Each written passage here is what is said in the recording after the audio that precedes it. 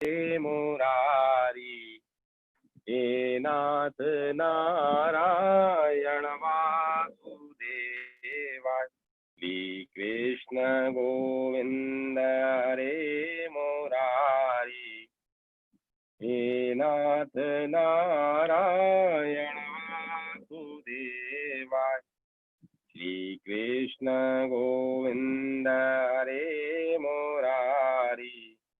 हे नाथ नारायण वासुदेवाय। श्री कृष्ण गोविंद हरे मुरारी। हे नाथ नारायण वासुदेवाय। श्री कृष्ण गोविंद हरे मुरारी। हे नाथ नारायण वासुदेवाय। श्री कृष्ण गोविंद हरे मुरारी। हे नाथ नारायण वासुदेवाय। श्री कृष्ण गोविंद हरे मुरारी। हे नाथ नारायण वासुदेवाय। हे नाथ नारायण वासुदेवाय। हे नाथ नारायण वासुदेवाय। श्री हरि श्री हरि श्री हरि। श्रीमद् भगवत महापुराण एकादश स्कंद 17वां अध्याय वर्णाश्रम धर्म निरूपण। उद्धव जी ने कहा, कमल नयन श्री कृष्ण, आपने पहले वर्णाश्रम धर्म का पालन करने वालों के लिए और सामान्यतः मनुष्य मात्र के लिए उस धर्म का उपदेश किया था जिससे आपकी भक्ति प्राप्त होती है। अब आप कृपा करके यह बतलाइए कि मनुष्य किस प्रकार से अपने धर्म का अनुष्ठान करे जिससे आपके चरणों में उसे भक्ति प्राप्त हो जाए। प्रभु महाबाहु माधव, पहले आपने हंस रूप से अवतार ग्रहण करके ब्रह्मा जी को अपने परम धर्म का उपदेश किया था। रिपुसुदन, बहुत समय बीत जाने के कारण वह इस समय मृत्यु लोक में प्राय नहीं सा रह गया है, क्योंकि आपको उसका उपदेश किए बहुत दिन हो गए हैं। अच्युत, पृथ्वी में तथा ब्रह्मा की उस सभा में भी जहाँ संपूर्ण वेद मूर्तिमान होकर विराजमान रहते हैं, आपके अतिरिक्त ऐसा कोई भी नहीं है जो आपके इस धर्म का प्रवचन, प्रवर्तन अथवा संरक्षण कर सके। इस धर्म के प्रवर्तक, रक्षक और उपदेशक आप ही हैं। आपने पहले जैसे मधु दैत्य को मारकर वेदों की रक्षा की थी, वैसे ही अपने धर्म की भी रक्षा कीजिए। स्वयं प्रकाश परमात्मन, जब आप पृथ्वी तल से अपनी लीला संवरण कर लेंगे तब तो इस धर्म का लोप ही हो जाएगा, तो फिर उसे कौन बतवाएगा। आप समस्त धर्मों के मर्मज्ञ हैं, इसीलिए प्रभु आप उस धर्म का वर्णन कीजिए जो आपकी भक्ति प्राप्त कराने वाला है, और यह भी बतलाइए कि किसके लिए उसका कैसा विधान है। श्री सुखदेव जी कहते हैं, परीक्षित, जब इस प्रकार भक्ति शिरोमणि उद्धव जी ने प्रश्न किया तब भगवान श्री कृष्ण ने अत्यंत प्रसन्न होकर प्राणियों के कल्याण के लिए उन्हें सनातन धर्म का उपदेश दिया। भगवान श्री कृष्ण ने कहा, प्रिय उद्धव, तुम्हारा प्रश्न धर्म में है, क्योंकि इससे वर्णाश्रम धर्मी मनुष्यों को परम कल्याण स्वरूप मोक्ष की प्राप्ति होती है। अतः मैं तुम्हें उन धर्मों का उपदेश करता हूँ, सावधान होकर सुनो। जिस समय इस कल्प का प्रारंभ हुआ था और पहला सतयुग चल रहा था, उस समय सभी मनुष्यों का हंस नामक एक ही वर्ण था। उस युग में सब लोग जन्म से ही कृतकृत्य होते थे, इसीलिए उसका एक नाम कृतयुग भी है। उस समय केवल प्रणव ही वेद था और तपस्या, शोच, दया एवं सत्य रूप 4 वर्णों से युक्त मैं ही वृषभ रूपधारी धर्म था। उस समय के निष्पाप एवं परम तपस्वी भक्तजन मुझ हंस स्वरूप शुद्ध परमात्मा की उपासना करते थे।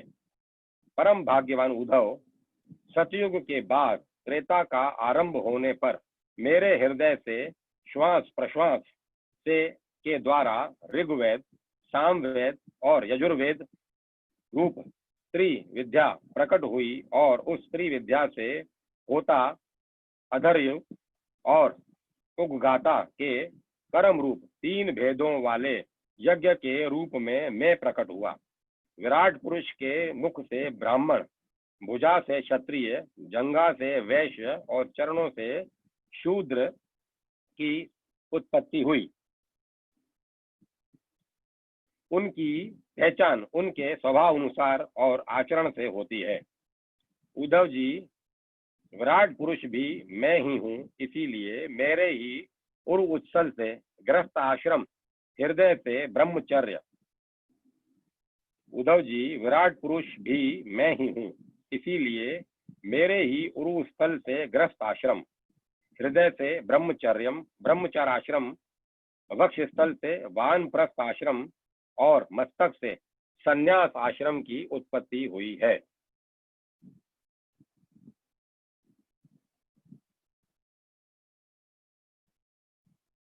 इन वर्ण और आश्रमों के पुरुषों के स्वभाव भी उनके जन्म स्थान के अनुसार उत्तम, मध्यम और अगम हो गए। अर्थात उत्तम स्थानों से उत्पन्न होने वाले वर्ण और आश्रमों के स्वभाव उत्तम और अगम स्थानों से उत्पन्न होने वालों के अगम हुए।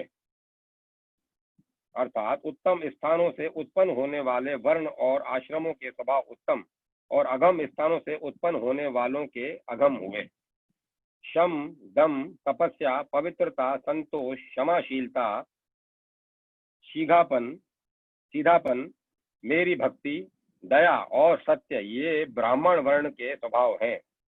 शम, दम, तपस्या, पवित्रता, संतोष, क्षमाशीलता, सीधापन, मेरी भक्ति, दया और सत्य, ये ब्राह्मण के स्वभाव हैं। तेज, बल, धैर्य, वीरता, सहनशीलता, उदारता, उद्योगशीलता, स्थिरता, ब्राह्मण भक्ति और ऐश्वर्य, ये क्षत्रिय वर्ण के स्वभाव हैं।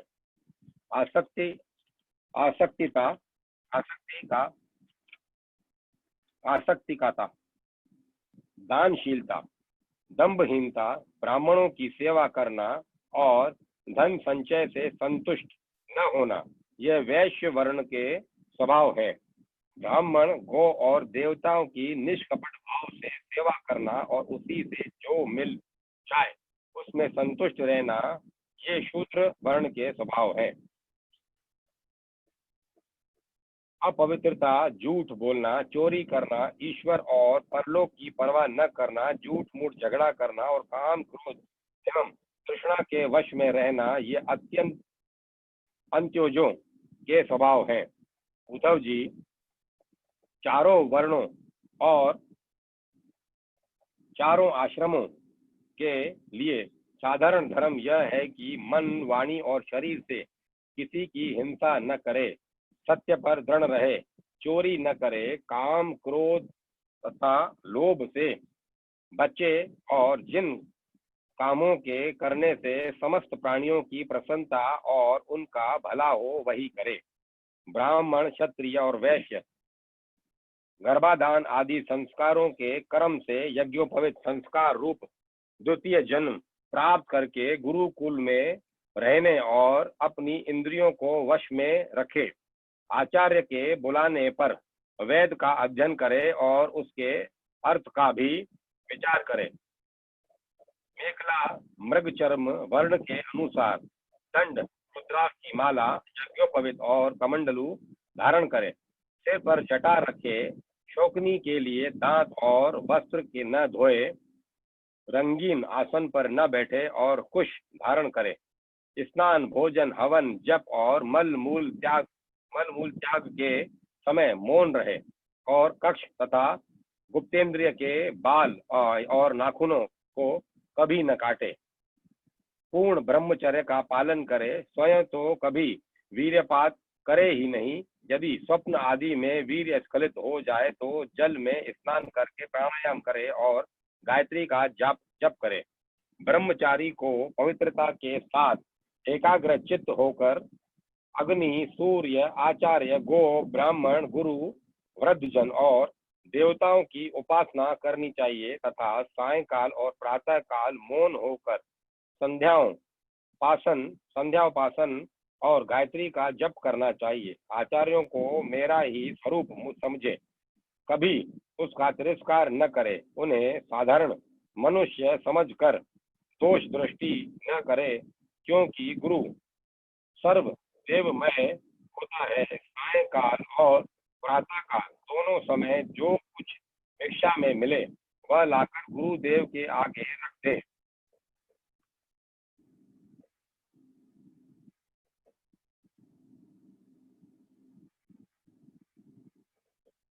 केवल भोजन ही नहीं, जो कुछ हो सब तदंतर उनके आज्ञा अनुसार बड़े संयम से भिक्षा आदि का यथोचित उपयोग करे। आचार्य यदि जाते हों तो उनके पीछे पीछे चले। उनके सो जाने के बाद बड़ी सावधानी से उनसे थोड़ा दूर पर सोवे। थके हो तो पास बैठकर चरण दबावे और बैठे हों तो उनके आदेश की प्रतीक्षा में हाथ जोड़कर पास में ही खड़ा रहे। इस प्रकार अत्यंत छोटे व्यक्ति की भांति सेवा शुश्रूषा के द्वारा सदा सर्वदा आचार्य की आज्ञा में तत्पर रहे। जब तक विद्याधन समाप्त न हो जाए तब तक सब प्रकार के भोगों से दूर रहकर इसी प्रकार गुरुकुल में निवास करे और कभी अपना ब्रह्मचर्य व्रत खंडित न होने दे। यद्यपि ब्रह्मचारी का विचार हो कि मैं मूर्तिमान वेदों के निवास स्थान ब्रह्मलोक में जाऊं तो उसे आजीवन नैष्ठिक ब्रह्मचर्य व्रत ग्रहण कर लेना चाहिए और वेदों के स्वाध्याय के लिए अपना सारा जीवन आचार्य की सेवा में ही समर्पित कर देना चाहिए। ऐसा ब्रह्मचारी सचमुच ब्रह्म तेज से संपन्न हो जाता है और उसके सारे पाप नष्ट हो जाते हैं। उसे चाहिए कि अग्नि गुरु अपने शरीर और समस्त प्राणियों में मेरी ही उपासना करे और यह भाव रखे कि मेरे तथा सबके हृदय में एक ही परमात्मा विराजमान है। ब्रह्मचारी वानप्रस्थ और सन्यासियों को चाहिए कि वे स्त्रियों को देखना, स्पर्श करना, उनसे बातचीत या हंसी मस्करी करना आदि करना दूर से ही त्याग दे। मैथुन करते हुए प्राणियों पर तो दृष्टिपात तक न करे। प्रिय उद्धव, शौच, आचमन, स्नान, संध्योपासन, सरलता, तीर्थ सेवन, जप, समस्त प्राणियों में मुझे ही देखना, मन, वाणी तथा और शरीर का संयम, यह ब्रह्मचारी, गृहस्थ, वानप्रस्थ और सन्यासी सभी के लिए एक सा नियम है। अस्पर्शकों को न छूना, अभक्ष्य वस्तुओं को न खाना और जिनसे बोलना नहीं चाहिए उनसे न बोलना, ये नियम भी सबके लिए है। नैष्ठिक ब्रह्मचारी ब्राह्मण इन नियमों का पालन करने से अग्नि के समान तेजस्वी हो जाता है। तीव्र तपस्या के कारण उसके कर्म संस्कार भस्म हो जाते हैं, अंतःकरण शुद्ध हो जाता है और वह मेरा भक्त होकर मुझे प्राप्त कर लेता है। प्यारे उद्धव, यदि नैष्ठिक ब्रह्मचर्य ग्रहण करने की इच्छा न हो, गृहस्थ आश्रम में प्रवेश करना चाहता हो तो विधि पूर्वक वेदाध्ययन समाप्त करके आचार्यों को दक्षिणा देकर और उनकी अनुमति लेकर समावर्तन संस्कार करावे। स्नातक बनकर ब्रह्मचर्य आश्रम छोड़ दे। ब्रह्मचारी को चाहिए कि ब्रह्मचर्य आश्रम के बाद गृहस्थ अथवा वानप्रस्थ आश्रम में प्रवेश करे। यदि ब्राह्मण हो तो संन्यास भी ले सकता है, अथवा उसे चाहिए कि क्रमशः एक आश्रम से दूसरे आश्रम में प्रवेश करे। किंतु मेरा आज्ञाकारी भक्त बिना आश्रम के रहकर अथवा विपरीत क्रम से आश्रम परिवर्तन कर स्वेच्छाचार में न प्रवृत्त हो। प्रिय उद्धव, यदि ब्रह्मचार्य आश्रम के बाद गृहस्थ आश्रम स्वीकार करना हो तो ब्रह्मचारी को चाहिए अपने अनुरूप शास्त्रोक्त लक्षणों से संपन्न कुलीन कन्या से विवाह करे। वह अवस्था में अपने से छोटी और अपने ही वर्ण की होनी चाहिए। यदि कामवश अन्य वर्ण की कन्या से और विवाह करना हो तो क्रमशः अपने से निम्न वर्ण की कन्या से विवाह कर सकता है। यज्ञादि अध्ययन और दान करने का अधिकार ब्राह्मण, क्षत्रिय और वैश्य को समान रूप से है, परंतु दान लेने, पढ़ाने और यज्ञ कराने का अधिकार केवल ब्राह्मणों को ही है। ब्राह्मणों को चाहिए कि इन तीनों वृत्तियों में प्रतिग्रह अर्थात दान लेने की वृत्तियों को तपस्या, तेज और यश का नाश करने वाली समझकर पढ़ाने और यज्ञ कराने के द्वारा ही अपना जीवन निर्वाह करे, और यदि इन दोनों वृत्तियों में भी दोष दृष्टि हो, परावलंबन, दीनता आदि दोष दिखते हों, तो अन्न कटने के बाद खेतों में पड़े हुए दाने बीन कर ही अपने जीवन का निर्वाह करे।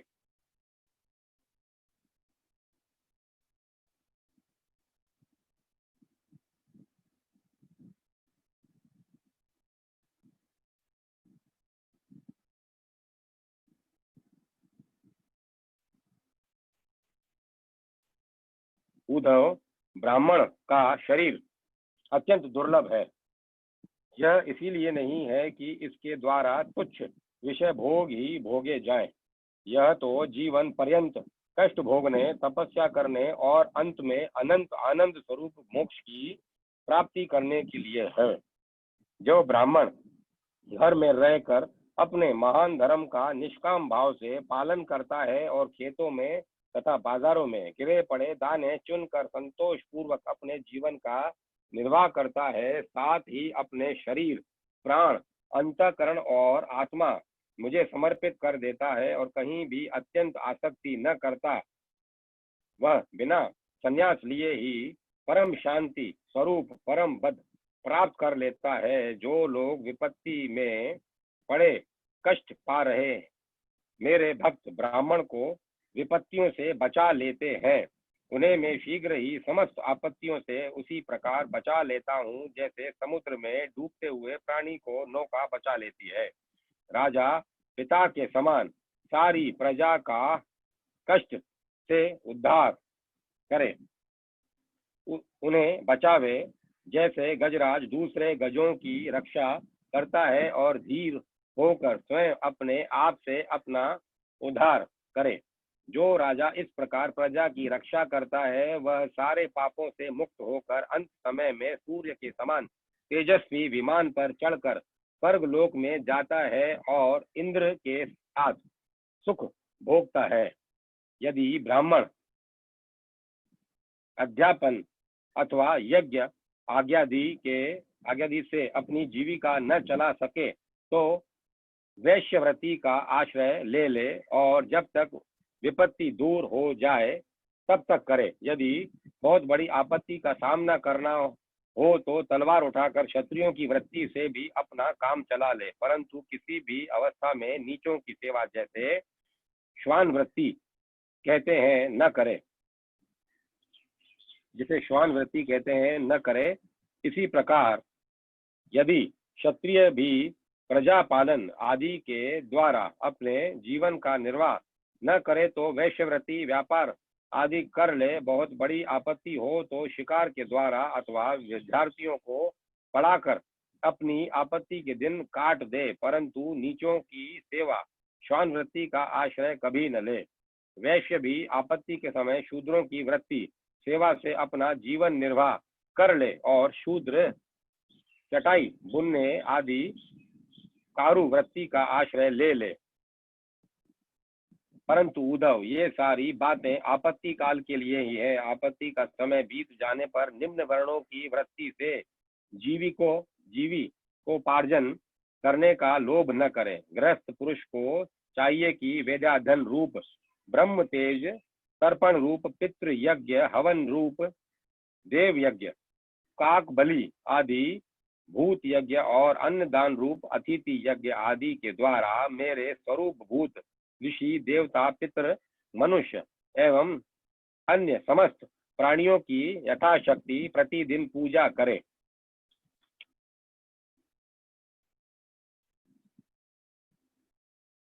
गृहस्थ पुरुष अनायास प्राप्त अथवा शास्त्रोक्त रीति से उपार्जित अपने शुद्ध धन से अपने भृत्य आश्रित प्रजाजन को किसी प्रकार का कष्ट न पहुंचाते हुए न्याय और विधि के साथ ही यज्ञ करे।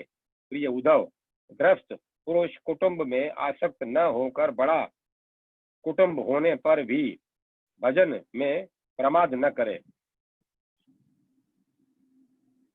बुद्धिमान पुरुष को यह बात भी समझ लेनी चाहिए कि जैसे इस लोक की सभी वस्तुएं नाशवान है, वैसे ही स्वर्ग आदि परलोक के भोग भी नाशवान ही हैं।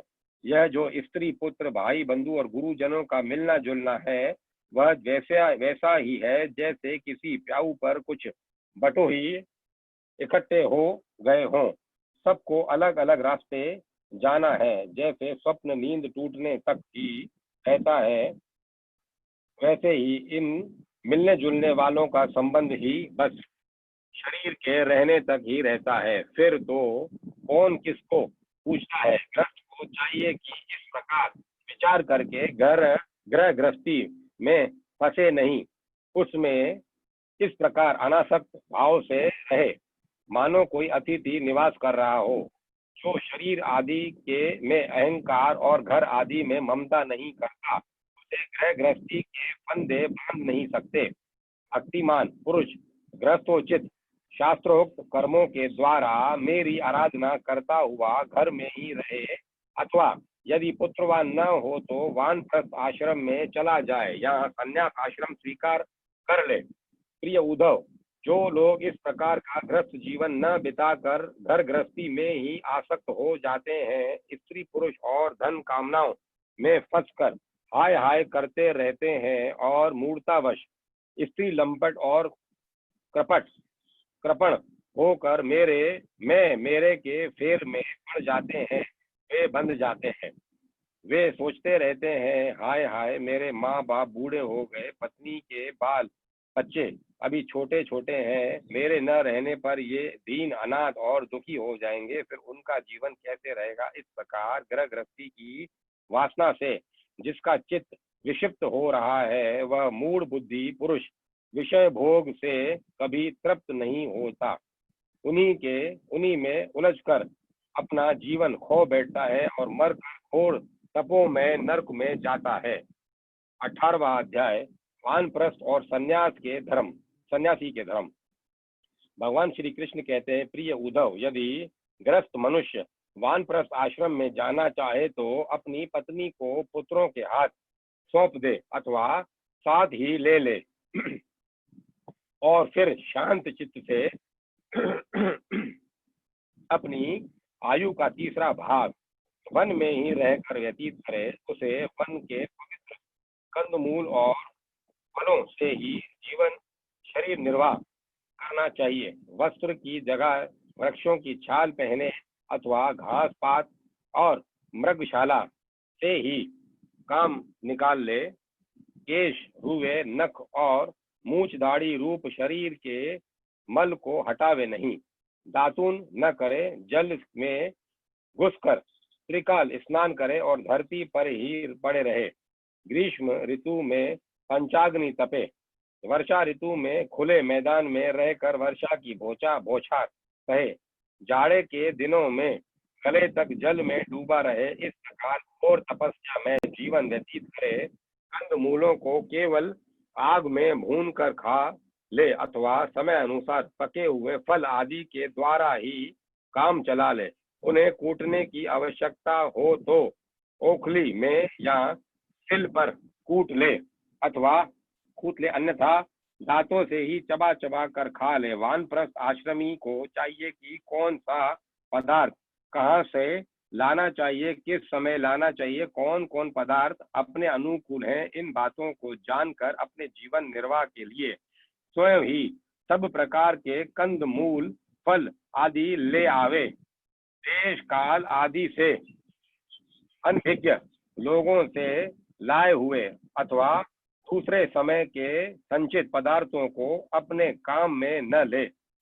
अर्थात मुनि इस बात को जानकर कि अमुक पदार्थ कहाँ से लाना चाहिए, किस समय लाना चाहिए और कौन कौन पदार्थ अपने अनुकूल है, स्वयं ही नवीन नवीन कंद मूल फल आदि संचय करे।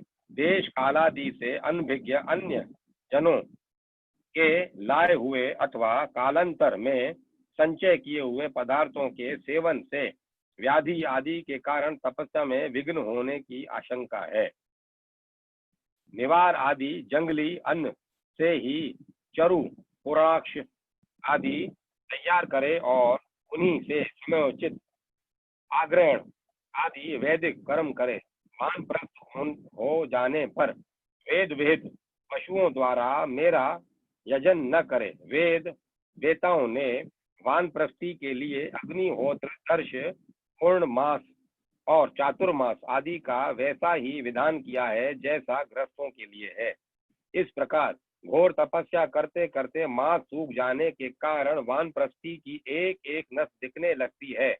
वह इस तपस्या के द्वारा मेरी आराधना करके पहले तो ऋषियों के लोक में जाता है और वहां से फिर मेरे पास आ जाता है, क्योंकि तप मेरा ही स्वरूप है। प्रिय उद्धव, जो पुरुष बड़े कष्ट से किए हुए और मोक्ष देने वाले इस महान तपस्या को स्वर्ग, ब्रह्मलोक आदि छोटे मोटे फलों की प्राप्ति के लिए करता है, उससे बढ़कर मूर्ख और कौन होगा। इसीलिए तपस्या का अनुष्ठान निष्काम भाव से ही करना चाहिए। प्यारे उद्धव, वानप्रस्थी जब अपने आश्रमोचित नियमों का पालन करने में असमर्थ हो जाए, बुढ़ापे के कारण उसका शरीर कांपने लगे, तब यज्ञाग्नियों को क्यों भावना के द्वारा अपने अंतःकरण में आरोपित कर ले और अपना मन मुझ में लगाकर अग्नि में प्रवेश कर जाए। यह विधान केवल उनके लिए है जो विरक्त नहीं है। यदि उनकी समझ में यह बात आ जाए कि काम्य कर्मों से उनके फल स्वरूप जो लोक प्राप्त होते हैं वे नरकों के समान ही दुखपूर्ण हैं, और मन में लोक परलोक से पूरा वैराग्य हो जाए, तो विधि पूर्वक यज्ञाग्नियों का परित्याग करके संन्यास ले ले। जो वानप्रस्थी सन्यासी होना चाहे वह पहले वेद विधि के अनुसार 8 प्रकार के श्राद्ध और प्रजापत्य यज्ञ से मेरा यजन करे। इसके बाद अपना सर्वस्व ऋतग्नि वजों को दे दे, यज्ञाग्नियों को अपने प्राणों में लीन कर ले और फिर किसी भी स्थान, वस्तु और व्यक्तियों की अपेक्षा न रखकर स्वच्छंद विचरण करे। उद्धव जी, जब ब्राह्मण संन्यास लेने लगता है तब देवता लोग स्त्री, पुत्र आदि सगे संबंधियों का रूप धारण करके उसे उसके संन्यास ग्रहण में विघ्न डालते हैं। वे सोचते हैं कि अरे यह तो हम लोगों की अवहेलना कर हम लोगों को लांग कर परमात्मा को प्राप्त होने जा रहा है। यदि सन्यासी वस्त्र धारण करे तो केवल घुटनों लंगोटी लगा ले और अधिक से अधिक उसके ऊपर एक ऐसा छोटा सा टुकड़ा लपेट ले कि जिसमें लंगोटी ढक जाए, और तथा आश्रमोचित दंड और कमंडलू के अतिरिक्त और कोई भी वस्तु अपने पास न रखे। यह नियम आपत्ति काल को छोड़कर सदा के लिए है। नेत्रों से धरती देखकर पैर रखे, कपड़े से छान कर जल पिए, मुंह से प्रत्येक बात सत्य से पवित्र हुई ही निकाले, और शरीर से जितने भी काम करे बुद्धि पूर्वक सोच विचार कर ही करे। वाणी के लिए मौन, शरीर के लिए निश्चेष्ट स्थिति और मन के लिए प्राणायाम दंड है। जिसके पास ये तीनों दंड नहीं है वह केवल शरीर पर बांस के दंड धारण करने से दंडी स्वामी नहीं हो जाता।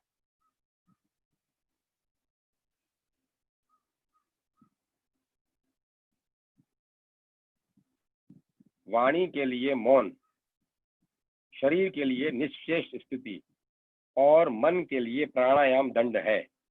जिसके पास ये तीनों दंड नहीं है वह केवल शरीर पर बांस के दंड धारण करने से दंडी स्वामी नहीं हो जाता।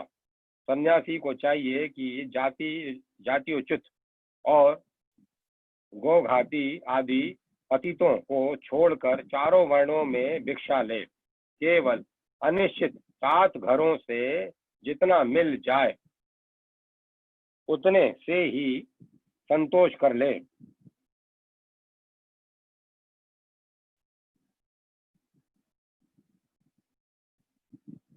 इस प्रकार भिक्षा लेकर, देखो अपन ये कितना गलत तरह से लोगों ने डिस्क्राइब किया हुआ है इस चीज को।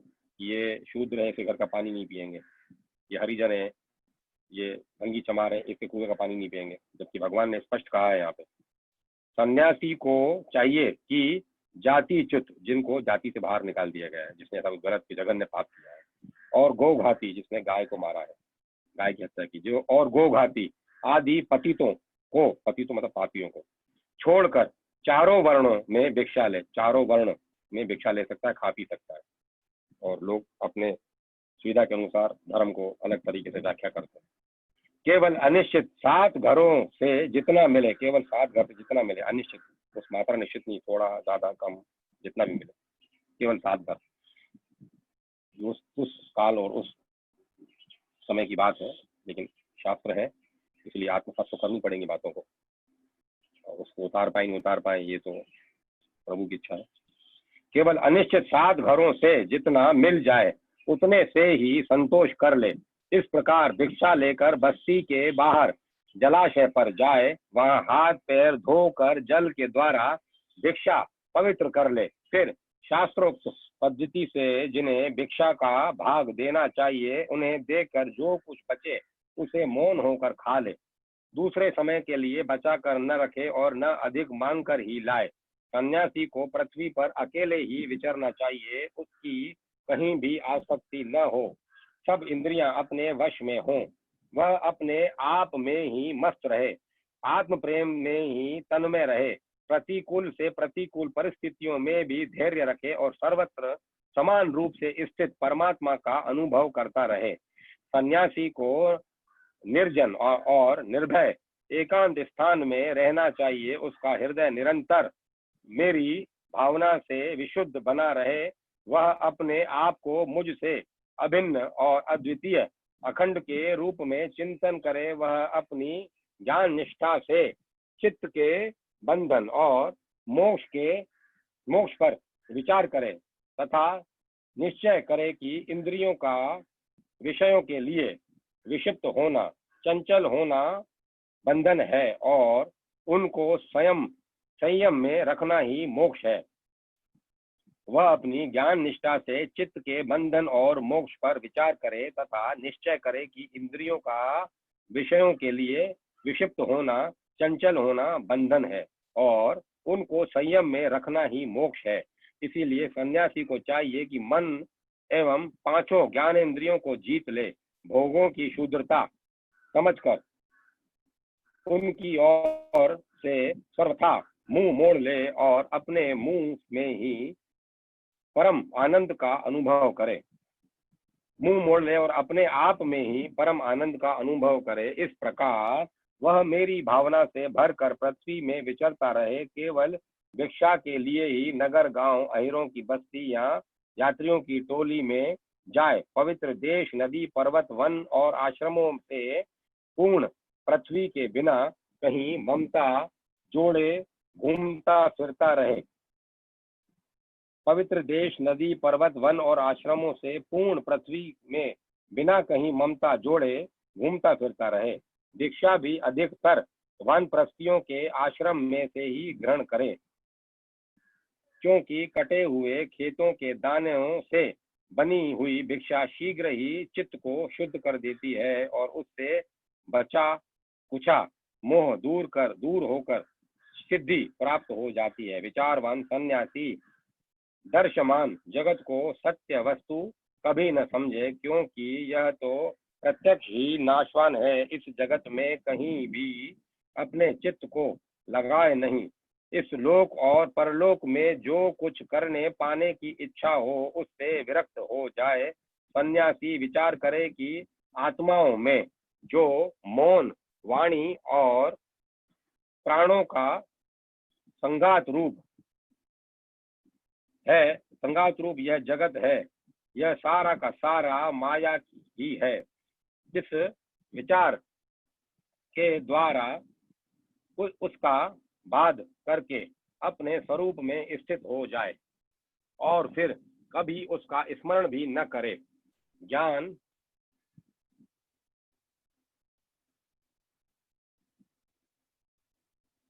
निष्ठ विरक्त मुमुक्षु और मोक्ष की भी अपेक्षा न रखने वाला मेरा भक्त आश्रमों की मर्यादा में बद्ध नहीं है। वह चाहे तो आश्रमों और उनके चिन्हों को छोड़ छोड़कर वेद शास्त्र के विधि निषेधों से परे होकर स्वच्छंद विचरे। यह वह बुद्धिमान होकर भी बालकों के समान खेले, निपुण होकर भी जड़वत रहे, विद्वान होकर भी पागल की तरह बातचीत करे और समस्त वेद विधियों का जानकार होकर भी पशुवृत्ति से अनियत आचारवान रहे। उसे चाहिए कि वेदों के कर्म कांड भाग की व्याख्या में न लगे, पाखंड न करे, तर्क वितर्क से बचे और जहाँ कोरा वाद विवाद हो रहा हो वहाँ कोई पक्ष न ले। वह इतना धैर्यवान हो कि उसके मन में किसी भी प्राणी के उद्वेग न हो, किसी भी प्राणी से उद्वेग न हो और वह स्वयं भी किसी प्राणी को उद्विग्न न करे, उसकी कोई निंदा न करे तो प्रसन्नता से सह ले, उसकी कोई निंदा करे तो प्रसन्नता से सह ले, किसी का अपमान न करे। प्रिय उद्धव, सन्यासी इस शरीर के लिए किसी से भी वैर न करे। ऐसा वैर तो पशु करते हैं। जैसे एक ही चंद्रमा जल से भरे हुए विभिन्न पात्रों में अलग अलग दिखाई देता है, वैसे ही एक परमात्मा समस्त प्राणियों में और अपने में भी स्थित है। सबकी आत्मा तो एक है ही, पंचभूतों से बने हुए शरीर भी सबके एक ही हैं, क्योंकि सब पंचभौतिक ही तो हैं। ऐसी अवस्था में किसी से भी वैर विरोध करना अपना ही वैर विरोध है।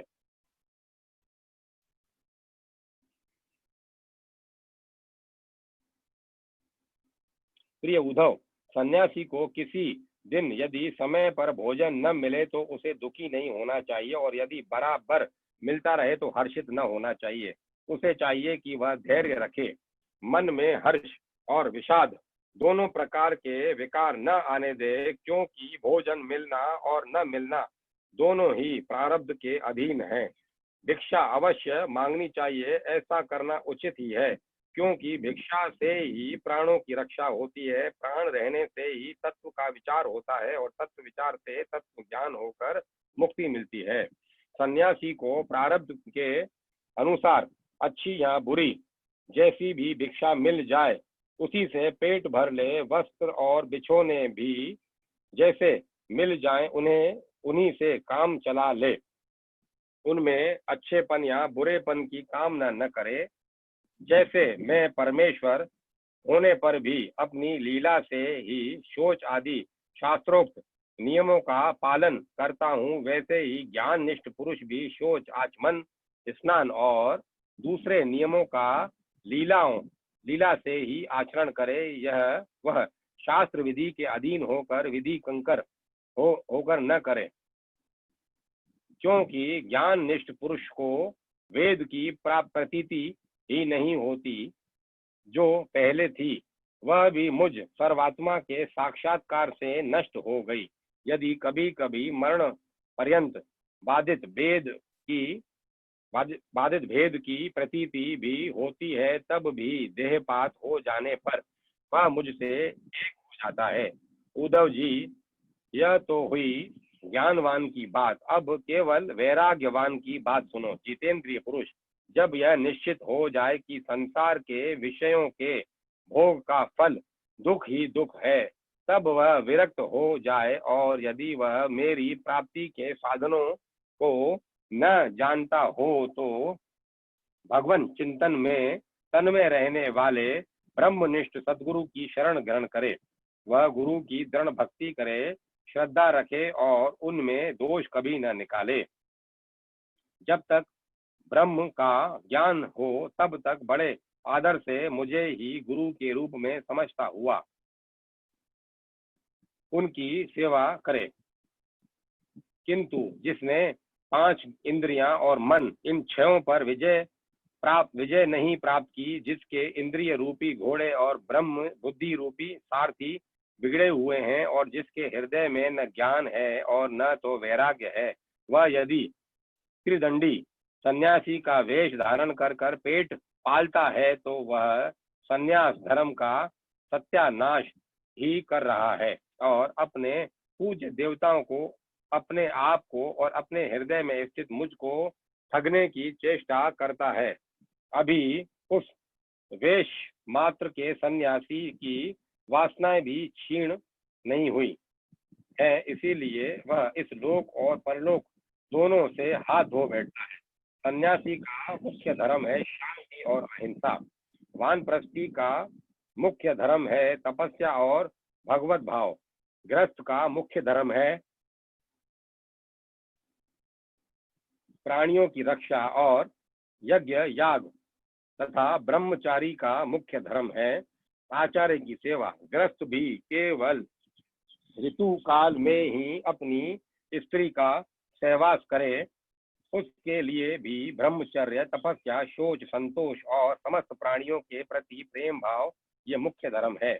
मेरी उपासना तो सभी को करनी चाहिए। जो पुरुष इस प्रकार अनन्य भाव से अपने वर्णाश्रम धर्म के द्वारा मेरी सेवा में लगा रहता है और समस्त प्राणियों में मेरी भावना करता है, उसे मेरी अविचल भक्ति प्राप्त हो जाती है। उद्धव जी, मैं संपूर्ण लोकों का एकमात्र स्वामी, सबकी उत्पत्ति और प्रलय का परम कारण ब्रह्म हूँ। नित्य निरंतर बढ़ने वाली अखंड भक्ति के द्वारा वह मुझे प्राप्त कर लेता है। इस प्रकार वह गृहस्थ अपने धर्म पालन के द्वारा अंतःकरण को शुद्ध करके मेरे ऐश्वर्य को, मेरे स्वरूप को जान लेता है और ज्ञान विज्ञान के से संपन्न होकर शीघ्र ही मुझे प्राप्त कर लेता है। मैंने तुम्हें यह सदाचार रूप वर्णाश्रमियों का धर्म बतलाया है। यदि इस धर्म अनुष्ठान में मेरी भक्ति का पुट लग जाए तब तो इससे अनायास ही परम कल्याण स्वरूप मोक्ष की प्राप्ति हो जाए। साधु स्वभाव उद्धव, तुमने मुझसे जो प्रश्न किया था उसका उत्तर मैंने दे दिया और यह बतला दिया कि अपने धर्म का पालन करने वाला भक्त मुझ पर ब्रह्म स्वरूप को किस प्रकार प्राप्त होता है। 19वां अध्याय भक्ति, ज्ञान और यम नियम आदि साधनों का वर्णन। भगवान श्री कृष्ण कहते हैं, उद्धव जी, जिसने उपनिषद आदि शास्त्रों के श्रवण मनन और निधि अध्यासन के द्वारा आत्म साक्षात्कार कर लिया है, जो श्रोत्रिय एवं ब्रह्मनिष्ठ हैं, जिसका निश्चय केवल युक्तियों और अनुमानों पर निर्भर नहीं करता, दूसरे शब्दों में जो केवल परोक्ष ज्ञानी नहीं है, वह यह जानकर कि संपूर्ण द्वैत प्रपंच और उसकी निवृत्ति का साधन वृत्ति ज्ञान माया मात्र है, उन्हें मुझ में लीन कर दे, वे दोनों ही मुझ आत्मा में अध्यस्त हैं, ऐसा जान ले। ज्ञानी पुरुष का अभिष्ट पदार्थ मैं ही हूँ, उसके साधन साध्य स्वर्ग और अपवर्ग भी मैं ही हूँ। मेरे अतिरिक्त और किसी भी पदार्थ से वह प्रेम नहीं करता। जो ज्ञान और विज्ञान से संपन्न सिद्ध पुरुष है, वे ही मेरे वास्तविक स्वरूप को जानते हैं, इसीलिए ज्ञानी पुरुष मुझे जैसे प्रिय हैं।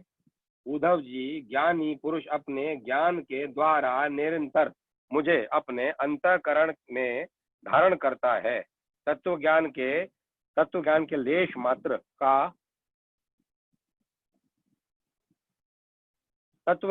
लेश मात्र का उदय होने से जो सिद्धि प्राप्त होती है, वह तपस्या, तीर्थ, जप, दान अथवा अंतःकरण शुद्धि के और किसी भी साधन से पूर्णता नहीं हो सकती। इसीलिए मेरे प्यारे उद्धव, तुम ज्ञान के सहित अपने आत्मस्वरूप को जान लो और फिर ज्ञान विज्ञान से संपन्न होकर भक्ति भाव से मेरा भजन करो। बड़े बड़े ऋषि मुनियों ने ज्ञान विज्ञान रूप यज्ञ के द्वारा अपने अंतःकरण में मुझ सब यज्ञों के अधिपति आत्मा का यजन करके परम सिद्धि प्राप्त की है। उद्धव आध्यात्मिक आध्यात्मिक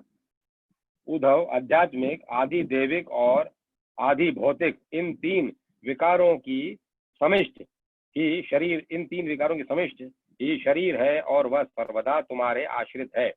यह पहले नहीं था और अंत में नहीं रहेगा, केवल बीच में ही दिख रहा है। इसीलिए इसे जादू के खेल के समान माया ही समझनी चाहिए। इसके जो जन्मा, रहना, बढ़ना, बदलना, घटना और नष्ट होना, ये 6 भाव विकार हैं, इनसे तुम्हारा कोई संबंध नहीं है। यही नहीं, ये विकार उसके भी नहीं है, क्योंकि वह स्वयं असत्य है।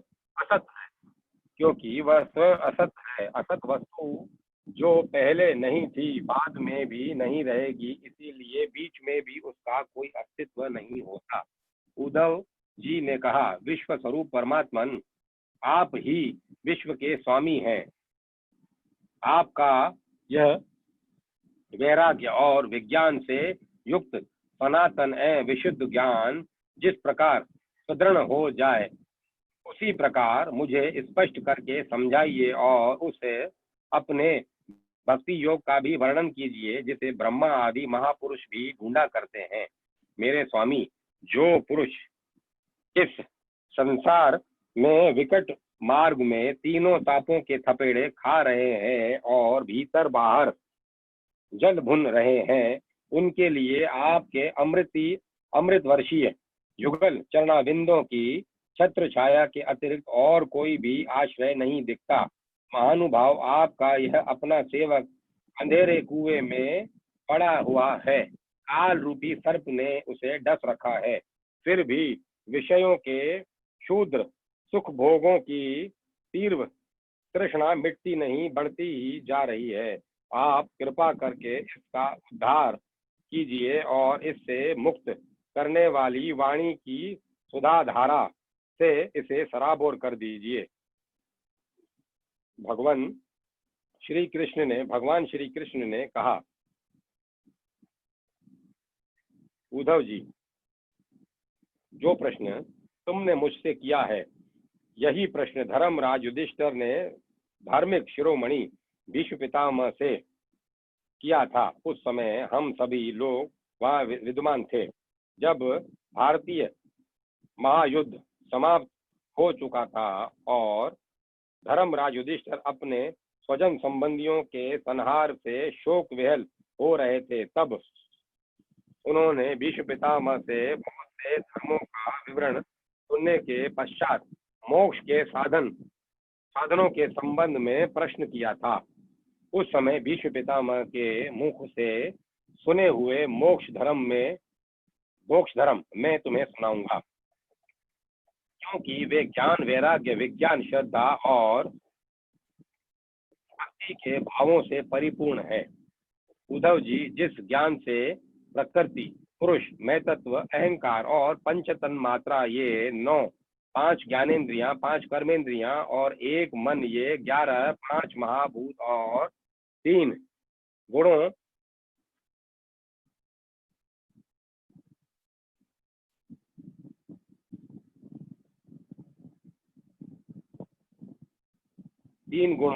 अर्थात इन 28 तत्वों को ब्रह्मा से लेकर प्रण तक संपूर्ण कार्यों में देखा जाता है और इनमें भी एक परमात्म तत्व को अनुगत रूप से देखा जाता है। वह परोक्ष ज्ञान है, ऐसा मेरा निश्चय है। जब जिस एक तत्व से अनुगत एकात्मक तत्वों को पहले देखता था, जब जिस एक तत्व से अनुगत एकात्मक तत्वों को पहले देखता था, उनको पहले के समान न देखें, किंतु एक परम कारण ब्रह्म को ही देखें, तब यही निश्चित विज्ञान अपोक्ष ज्ञान कहा जाता है। इस ज्ञान और विज्ञान को प्राप्त करने की युक्ति यह है कि यह शरीर आदि जितने भी निर्गुणात्मक अवयव पदार्थ हैं उनकी स्थिति, उत्पत्ति और प्रलय का विचार करे। जो तत्व वस्तु सृष्टि के प्रारंभ में और अंत में कारण रूप से स्थित रहती है, वही मध्य में भी रहती है और वही प्रतिमान कार्य से प्रतिमान कार्यांत में अनुगत भी होती है। फिर इन कार्यों का प्रलय अथवा भाग होने पर साक्षी और अधिष्ठान रूप से शेष रह जाती है, वही सत्य परमार्थ वस्तु है, ऐसा समझो। श्रुति, प्रत्यक्ष, इतिहास, महापुरुषों में प्रसिद्धि और अनुमान प्रमाणों में यह चार मुख्य हैं। इनकी कसौटी पर कसने से दृश्य प्रपंच अस्थिर, नश्वर एवं विकारी होने के कारण सत्य सिद्ध नहीं होता। इसीलिए विवेकी पुरुष इस विविध कल्पना रूप अथवा शब्द मात्र प्रपंच से विरक्त हो जाता है। विवेकी पुरुष को चाहिए कि वह स्वर्ग आदि फल देने वाले यज्ञादि कर्मों के परिणामी नश्वर होने के कारण ब्रह्मलोक पर्यंत स्वर्ग आदि सुख अदृष्ट को भी इस प्रत्यक्ष विषय सुख के समान ही अमंगल, दुखदायी और नाशवान समझे। निष्पाप उद्धव जी, भक्ति योग का वर्णन मैं तुम्हें पहले ही सुना चुका हूँ, परंतु इसमें तुम्हारी बहुत प्रीति है, इसीलिए मैं तुम्हें फिर से भक्ति प्राप्त होने का श्रेष्ठ साधन बतलाता हूँ। जो मेरी भक्ति प्राप्त करना चाहता है वह मेरी अमृतमयी कथा में श्रद्धा रखे, निरंतर मेरे गुण, लीला और नामों का संकीर्तन करे, मेरी पूजा में अत्यंत निष्ठा रखे और स्तोत्रों के द्वारा मेरी स्तुति करे, मेरी सेवा पूजा में प्रेम रखे और सामने साष्टांग लौटकर प्रणाम करे, मेरे भक्तों की पूजा मेरी पूजा से बढ़कर करे और समस्त प्राणियों में मुझे ही देखे, अपने एक एक अंग की चेष्टा केवल मेरे ही लिए करे, वाणी से मेरे ही गुणों का गान करे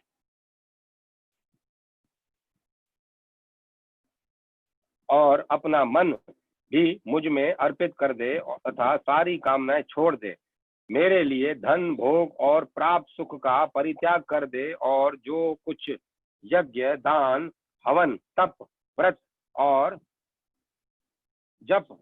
तप किया जाए वह सब मेरे लिए ही करे। उद्धव जी, जो मनुष्य इन धर्मों का पालन करते हैं और मेरे प्रति आत्मनिवेदन कर देते हैं उनके हृदय में मेरी प्रेममयी भक्ति का उदय होता है और जिसे मेरी भक्ति प्राप्त हो गई उसके लिए और किस दूसरी वस्तु का प्राप्त होना शेष रह जाता है।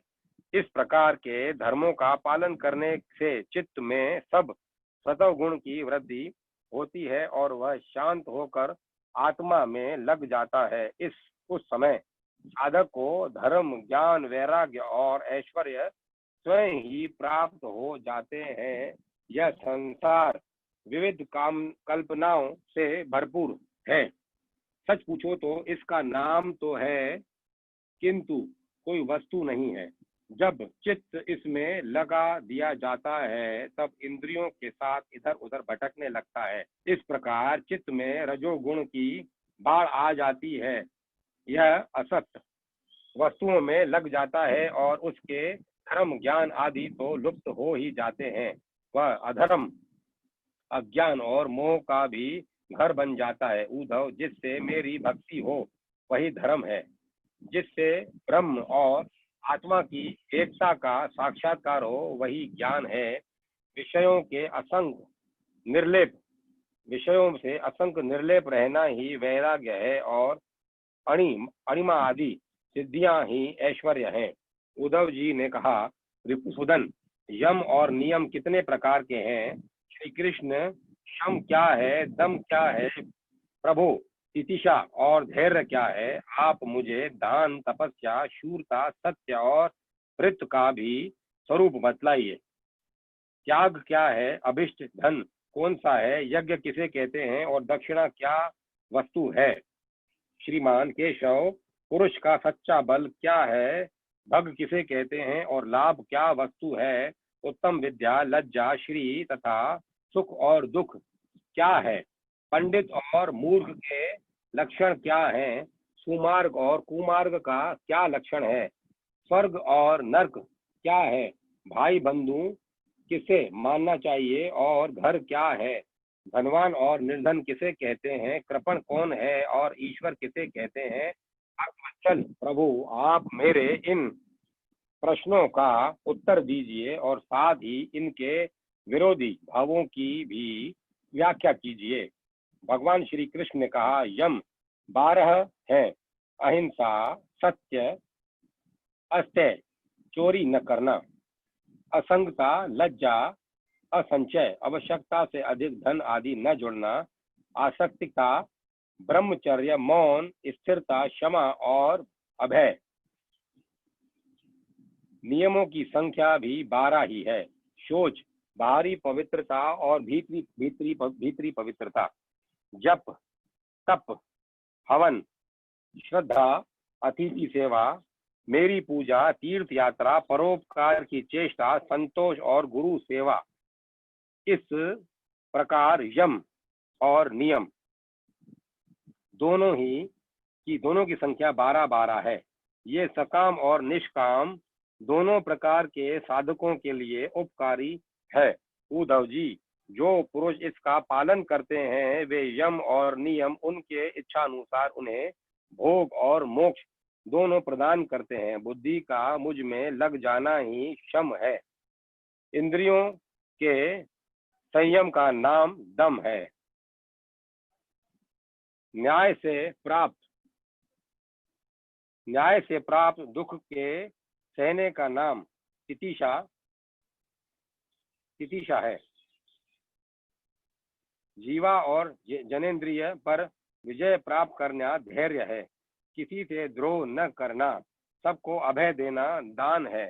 कामनाओं का त्याग करना ही तप है। अपनी वासनाओं पर विजय प्राप्त करना ही शूरता है। सर्वत्र सम स्वरूप, सत्य स्वरूप परमात्मा का दर्शन ही सत्य है। इसी प्रकार सत्य और मधुर भाषण को ही महात्माओं ने वृत्त कहा है। कर्मों में आसक्त न होना ही शोच है। कामनाओं का त्याग ही सच्चा संन्यास है। धर्म ही मनुष्यों का अभिष्ट धन है। मैं परमेश्वर ही यज्ञ हूँ। ज्ञान का उपदेश देना ही दक्षिणा है। प्राणायाम ही श्रेष्ठ बल है। मेरा ऐश्वर्य ही भग है। मेरी श्रेष्ठ भक्ति ही उत्तम लाभ है। सच्ची विद्या वही है जिससे ब्रह्म और आत्मा का भेद मिट जाता है। पाप करने से घृणा होने का नाम ही लज्जा है। निरपेक्षता आदि गुण ही शरीर का सच्चा सौंदर्य है। श्री है। निरपेक्षता आदि गुण ही शरीर का सच्चा सौंदर्य श्री है। दुख और सुख दोनों ही भावना का सदा के लिए नष्ट हो जाना ही सुख है। दुख और सुख दोनों भावना का सदा के लिए नष्ट हो जाना ही सुख है। विषय भोगों की कामना ही दुख है।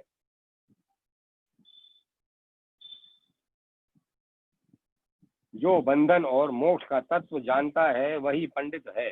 शरीर आदि में के जिसका मेपन है वही मूर्ख है। जो संसार की ओर से निवृत्त करके मुझे प्राप्त करा देता है वही सच्चा सुमार्ग है। चित्त की बहिर्मुखता ही कुमार्ग है। सत्व गुण की वृद्धि ही स्वर्ग है और तमो गुण की वृद्धि ही नर्क है। गुरु ही सच्चा भाई बंधु है और वह गुरु मैं हूँ। यह मनुष्य शरीर ही सच्चा घर है। यह मनुष्य शरीर ही सच्चा घर है तथा सच्चा धनी वह है जो गुणों से संपन्न है, जिसके पास गुणों का खजाना है।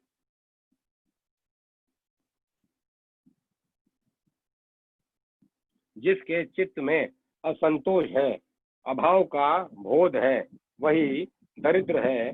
जो जितेंद्रिय नहीं है, वही कृपण है। समर्थ, स्वतंत्र और ईश्वर वह है जिसकी चित्तवृत्ति विषयों में आसक्त नहीं है। इसके विपरीत जो विषयों में आसक्त है, वही सर्वथा असमर्थ है। प्यारे उद्धव, तुमने जितने प्रश्न पूछे थे उनका उत्तर मैंने दे दिया। इनको समझ लेना मोक्ष मार्ग के लिए सहायक है।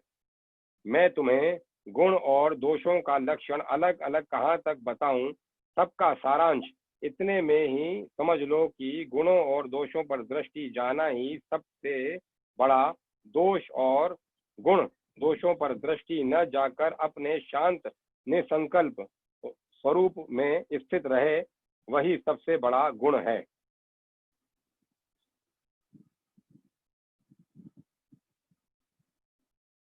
20वां अध्याय, ज्ञान योग, कर्म योग और भक्ति योग। उद्धव जी ने कहा, कमल नयन श्री कृष्ण, आप सर्वशक्तिमान हैं, आपकी आज्ञा ही वेद है। इस उसमें कुछ कर्मों को करने की विधि है और कुछ के करने का निषेध है। यह विधि निषेध कर्मों के गुण और दोष की परीक्षा करके ही तो होता है। वर्णाश्रम भेद, प्रतिलोम और अनुलोम रूप वर्ण संकर कर्मों के उपयुक्त और अनुपयुक्त द्रव्य, देश, आयु और काल तथा स्वर्ग और नर्क के भेदों का बोध भी वेदों से ही होता है। इसमें संदेह नहीं कि आपकी वाणी ही वेद है, परंतु इसमें विधि निषेध ही तो भरा पड़ा है। यदि उसमें गुण और दोष में भेद भरने वाली दृष्टि न हो तो वह प्राणियों का कल्याण करने में समर्थ ही कैसे हो। सर्वशक्तिमान परमेश्वर, आपकी वाणी वेद ही पितर देवता और मनुष्यों के लिए श्रेष्ठ मार्ग दर्शक का काम करता है, क्योंकि उसी के द्वारा स्वर्ग, मोक्ष आदि अदृष्ट वस्तुओं का बोध होता है, और इस लोक में भी किसका कौन सा साध्य है और क्या साधन, इसका निर्णय भी उसी से होता है। प्रभु, इसमें संदेह नहीं कि गुण और दोषों में भेद दृष्टि आपकी वाणी वेद के ही अनुसार है। किसी की अपनी कल्पना नहीं है, परंतु प्रश्न तो यह है कि आपकी वाणी ही भेद का निषेध भी करती है। यह विरोध देखकर मुझे भ्रम हो रहा है। आप कृपा करके मेरा यह भ्रम मिटाइए।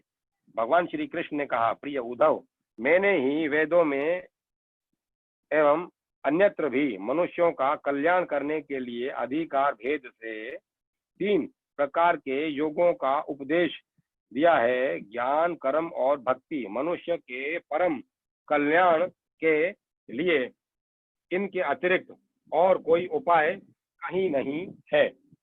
उद्धव जी, जो लोग कर्मों तथा उनके फलों से विरक्त हो गए हैं और उनका त्याग कर चुके हैं, वे ज्ञान योग के अधिकारी हैं। इसके विपरीत जिनके चित्त में कर्मों और उनके फलों से वैराग्य नहीं हुआ है, उनमें दुख बुद्धि नहीं हुई है, वे सकाम व्यक्ति कर्म योग के अधिकारी हैं। जो पुरुष न तो अत्यंत विरक्त है और न अत्यंत आसक्त ही है, तथा किसी पूर्व जन्म में शुभ कर्म से किसी पूर्व जन्म के शुभ कर्म से सौभाग्यवश मेरी लीला कथा आदि में उसकी श्रद्धा हो गई है, वह भक्ति योग का अधिकारी है। उसे भक्ति योग के द्वारा ही सिद्धि मिल सकती है। कर्म के संबंध में जितने भी विधि निषेध हैं, उनके अनुसार तभी तक कर्म करना चाहिए जब तक कर्म में जगत और उससे प्राप्त होने वाले स्वर्ग आदि सुखों से वैराग्य न हो जाए, अथवा जब तक मेरी लीला कथा के श्रवण कीर्तन आदि में श्रद्धा न हो जाए। उद्धव, इस प्रकार अपने वर्ण और आश्रम के अनुकूल धर्म में स्थित रहकर यज्ञों के द्वारा बिना किसी आशा और कामना के मेरी आराधना करता रहे और निषिद्ध कर्मों से दूर रहकर केवल विहित कर्मों का ही आचरण करे तो उससे स्वर्ग या नरक में नहीं जाना पड़ता। अपने धर्म में निष्ठा रखने वाला पुरुष इस शरीर में रहते रहते ही निषिद्ध कर्म का परित्याग कर देता है और रागादि मलों से भी मुक्त पवित्र हो जाता है। इसी से अनायास ही उसे आत्म साक्षात्कार स्वरूप विशुद्ध तत्व ज्ञान अथवा द्रुत चित्त होने पर मेरी भक्ति प्राप्त होती है। यह विधि निषेध रूप कर्म का अधिकारी मनुष्य शरीर बहुत ही दुर्लभ है। स्वर्ग और नरक दोनों ही लोकों में रहने वाले जीव इसकी अभिलाषा करते रहते हैं, क्योंकि इसी शरीर में अंतःकरण की शुद्धि होने पर ज्ञान अथवा भक्ति की प्राप्ति हो सकती है। स्वर्ग अथवा नरक का भोग प्रधान शरीर किसी भी साधन में उपयुक्त नहीं है। बुद्धिमान पुरुष को न तो स्वर्ग की अभिलाषा करनी चाहिए और न नरक की ही, और तो क्या इस मनुष्य शरीर की भी कामना न करनी चाहिए, क्योंकि किसी भी शरीर में गुण बुद्धि और अभिमान हो जाने से अपने वास्तविक स्वरूप की प्राप्ति के साधन में प्रमाद होने लगता है। यद्यपि यह मनुष्य शरीर है तो मृत्युग्रस्त ही, परंतु इसके द्वारा परमार्थ की सत्य वस्तु की प्राप्ति हो सकती है। बुद्धिमान पुरुष को चाहिए कि यह बात जानकर मृत्यु होने के पूर्व ही सावधान होकर ऐसी साधना कर ले जिससे वह जन्म मृत्यु के चक्कर से सदा के लिए छूट जाए, मुक्त हो जाए। यह शरीर एक वृक्ष है, इसमें घोंसला बनाकर जीव रूप पक्षी निवास करता है। इससे यमराज के दूत प्रतिक्षण काट रहे हैं। जैसे पक्षी कटते हुए वृक्ष को छोड़कर उड़ जाता है, वैसे ही अनासक्त जीव भी इस शरीर को छोड़कर मोक्ष का भागी बन जाता है, परंतु आसक्त जीव दुख ही भोगता रहता है। प्रिय उद्धव, ये दिन और रात क्षण क्षण में शरीर की आयु को छीन कर रहे हैं। यह जानकर जो भय से कांप उठता है वह व्यक्ति इसमें आसक्ति छोड़कर परम तत्व का ज्ञान प्राप्त कर लेता है और फिर उसके जीवन मरण से निरपेक्ष होकर अपने आत्मा में ही शांत हो जाता है। यह मनुष्य शरीर समस्त शुभ फलों की प्राप्ति का मूल है और अत्यंत दुर्लभ होने पर भी अनायास सुलभ हो गया है। इस संसार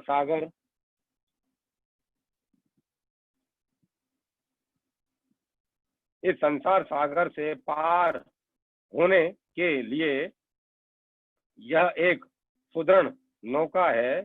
शरण ग्रहण मात्र से ही गुरुदेव इसके केवट बनकर पतवार का संचालन करने लगते हैं और स्मरण मात्र से ही मैं अनुकूल वायु के रूप में इसे लक्ष्य की ओर बढ़ाने लगता हूँ। इतनी सुविधा होने पर भी जो इस शरीर के द्वारा संसार सागर से पार नहीं हो जाता, वह तो अपने हाथों अपने आत्मा का हनन अधोपतन कर रहा है। प्रिय उद्धव, जब पुरुष दोष दर्शन के कारण कर्मों से उद्विग्न और विरक्त हो जाए, तब जितेंद्रिय होकर वह योग में स्थित हो जाए और अभ्यस्त आत्मानुसंधान के द्वारा अपना मन मुझ परमात्मा में निश्चल रूप से धारण करे। जब स्थिर करते समय मन चंचल होकर इधर उधर भटकने लगे, तब झटपट बड़ी सावधानी से उसे मनाकर समझा बुझाकर फुसलाकर अपने वश में कर ले। इंद्रियों और प्राणों को अपने वश में रखे और मन को एक क्षण के लिए भी स्वतंत्र न छोड़े।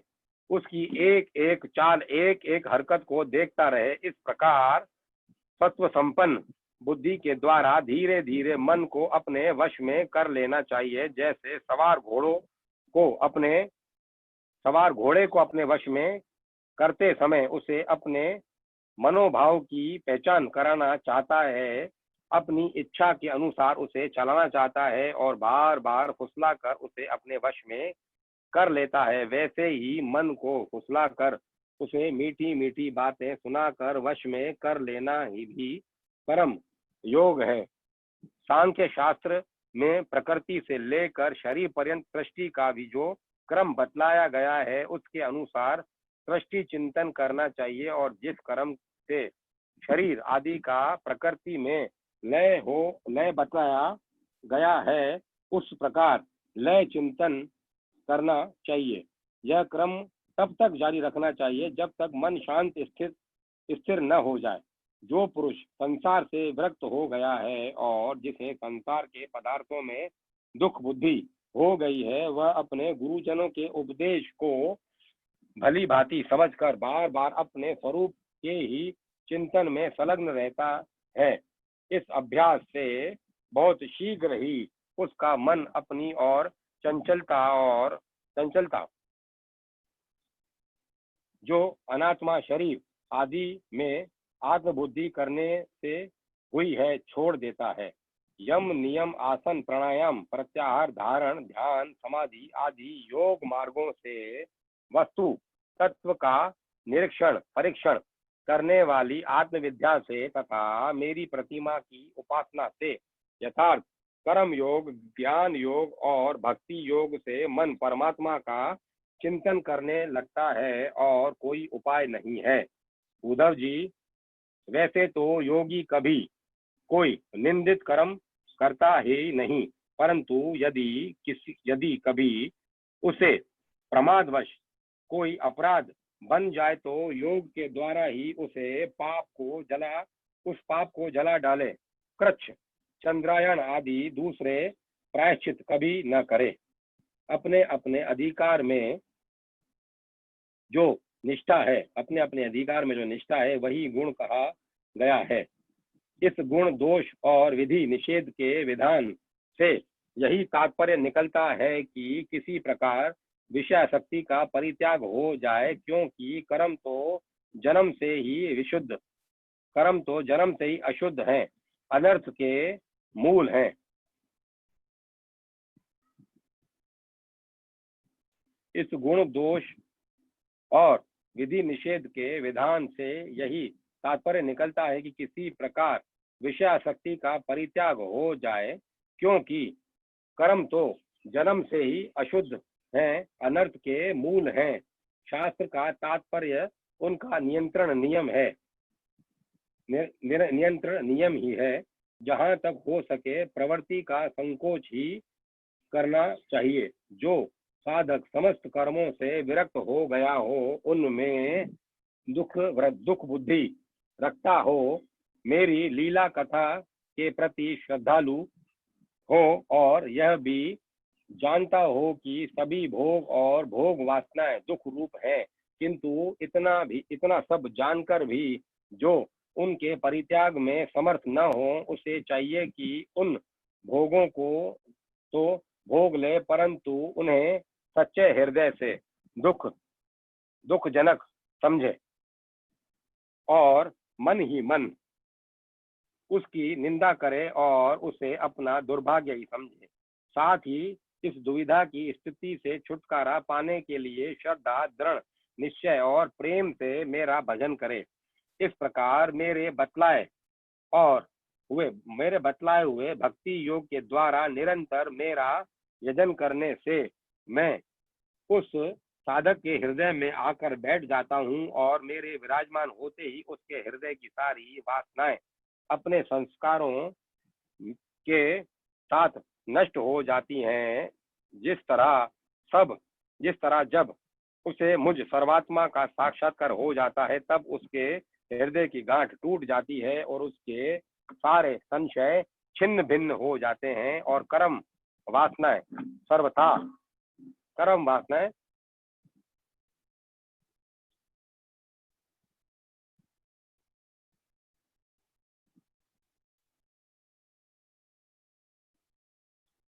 और कर्म वासनाएं सर्वथा क्षीण हो जाती हैं। इसी से जो योगी मेरी भक्ति से युक्त और मेरे चिंतन में मग्न रहता है, उसके लिए ज्ञान अथवा वैराग्य की आवश्यकता नहीं होती।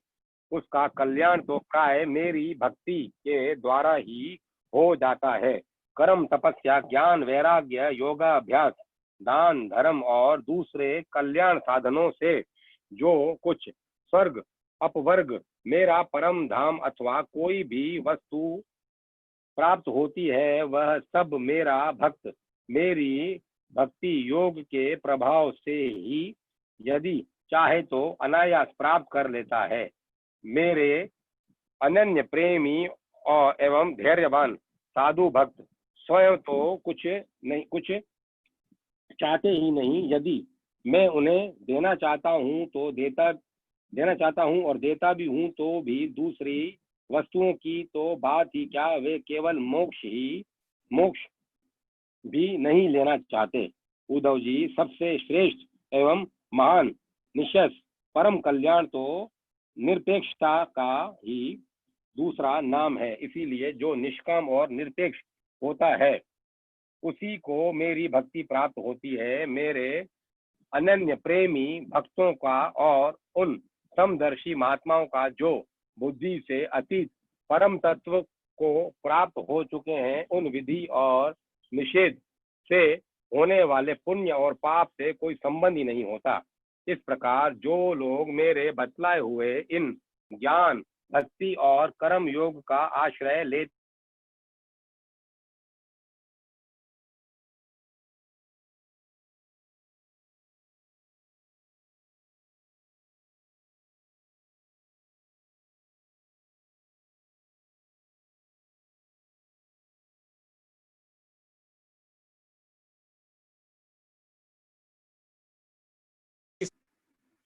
का स्वरूप और रहस्य। भगवान श्री कृष्ण कहते हैं, प्रिय उद्धव, मेरी प्राप्ति के 3 मार्ग हैं, भक्ति योग, ज्ञान योग और कर्म योग। जो इन्हें छोड़कर चंचल इंद्रियों के द्वारा शूद्र भोग भोगते रहते हैं, वे बार बार जन्म मृत्यु रूप संसार के चक्कर में भटकते रहते हैं। अपने अपने अधिकार के अनुसार धर्म में दृढ़ निश्चय धर्म धर्म में दृढ़ निष्ठा रखना ही गुण कहा गया है। इसके विपरीत अनाधिकार चेष्टा करना दोष है। तात्पर्य यह है कि गुण और दोष दोनों ही अवस्था अधिकार के अनुसार की जाती है, किसी वस्तु के अनुसार नहीं। वस्तुओं के समान होने पर भी शुद्धि अशुद्धि, गुण दोष और शुभ अशुभ आदि का जो विधान किया जाता है, उसका अभिप्राय यह है कि पदार्थ का ठीक ठीक निरीक्षण परीक्षण हो सके और उनमें संदेह उत्पन्न करके ही यह योग्य है कि अयोग्य स्वाभाविक प्रवृत्ति को नियंत्रित संकुचित किया जा सके, उनके द्वारा धर्म संपादन कर सके, समाज का व्यवहार ठीक ठीक चला सके और अपने व्यक्तिगत जीवन के निर्वाह में भी सुविधा हो। इससे यह लाभ भी है कि मनुष्य अपने वासना मूलक सहज प्रवृत्तियों के द्वारा इनके जाल में न फंसकर शास्त्र अनुसार अपने जीवन को नियंत्रित और मन को वशीभूत कर लेता है। निष्पाप उद्धव, यह आचार मैंने ही मनु आदि का रूप धारण करके धर्म का भार ढोने वाले कर्म जड़ों के लिए उपदेश किया है।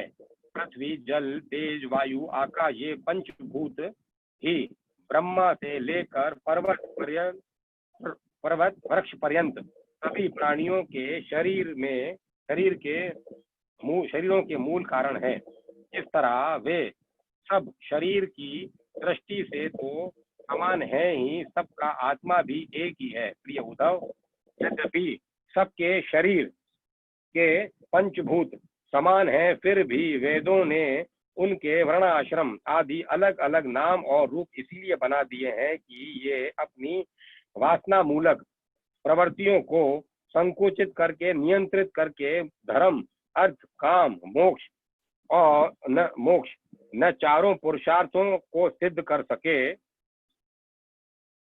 साधु श्रेष्ठ, देश काल फल निमित्ति अधिकारी और धान्य आदि वस्तुओं के गुण दोषों का विधान भी मेरे द्वारा इसीलिए किया गया है कि कर्मों में लोगों की उच्छल प्रवृत्ति न हो, मर्यादा का भंग न होने पावे।